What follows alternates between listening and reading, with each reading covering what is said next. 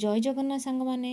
ପଞ୍ଚମ ଶ୍ରେଣୀର ଭାଷା ମହକର ଗଛ କାହାଣୀ କବିତା ପଢ଼ି ସାରିବା ପରେ ଗଛର ମହତ୍ତ୍ୱ କ'ଣ, ଆମ ଜୀବନରେ ଗଛର ଆବଶ୍ୟକତା କ'ଣ ରହିଛି, ଗଛକୁ ଆମେ କିପରି ଯତ୍ନ ନେବା, ସେସବୁ ବୁଝାଇଲା ପରେ ମୁଁ ପିଲାଙ୍କୁ ନେଇ ଆମ ବିଦ୍ୟାଳୟ ପରିବେଶରେ ଥିବା କିଛି କିଛି ଗଛକୁ ଦେଖିବାକୁ ନେଇଥିଲି, ଯାହାକି ସେମାନଙ୍କର ନୀତିଦିନିଆ ଜୀବନରେ ଆସିଥାଏ, କିନ୍ତୁ ସେମାନଙ୍କର ନାମ କିମ୍ବା ଔଷଧୀୟ ଗୁଣ ବିଷୟରେ ସେମାନେ କିଛି ଧାରଣା ପାଇନଥାନ୍ତି।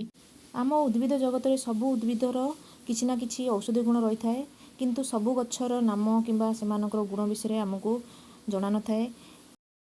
ଆମ ନୀତିଦିନିଆ ଜୀବନରେ ଦେଖୁଥିବା ଗଛ ଯେପରିକି ତୁଳସୀ, ନିମ୍ବ, ବେଲ, ଏଲୋଭେରା, ପିଜୁଳି, ଆମ୍ବ, ଭୃଷଙ୍ଗ ପତ୍ର, ଜାମୁକୋଳି, ମନ୍ଦାର, ଅପରାଜିତା ଏମିତି ବିଭିନ୍ନ ଗଛ ଗୁଡ଼ିକୁ ସେମାନେ ନୀତିଦିନିଆ ଦେଖନ୍ତି, କିନ୍ତୁ ସେମାନଙ୍କର ନାଁ କିମ୍ବା ସେମାନଙ୍କର ଔଷଧୀୟ ଗୁଣ ବିଷୟରେ ସେମାନଙ୍କର କୌଣସି ଧାରଣା ନଥାଏ। ସେଥିପାଇଁ ମୁଁ ଆମ ବିଦ୍ୟାଳୟ ପରିବେଶରେ ଯେଉଁ ସବୁ ଗଛ ଅଛି ସେମାନେ ତାଙ୍କ ନୀତିଦିନିଆ ଜୀବନରେ ଦେଖୁଛନ୍ତି, କିନ୍ତୁ ସେମାନଙ୍କର ଔଷଧୀୟ ଗୁଣ ବିଷୟରେ କିଛି ସେମାନଙ୍କର ଧାରଣା ନାହିଁ କିମ୍ବା ସେମାନଙ୍କର ନାମ ମଧ୍ୟ ସେମାନେ ଠିକ୍ ଭାବରେ ଜାଣିନାହାନ୍ତି।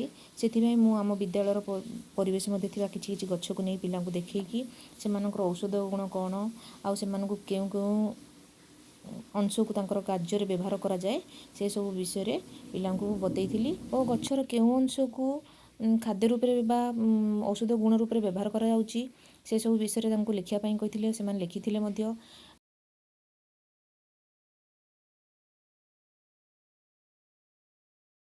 ପିଲାଙ୍କୁ ନେଇ ଏତିକି ଦେଖେଇବା ଭିତରେ ସମୟ ଯାଇ 4ଟା ବାଜିଥିଲା, ବିଦ୍ୟାଳୟ ଛୁଟି ହେବା ସମୟ ମଧ୍ୟ ହେଇଯାଇଥିଲା।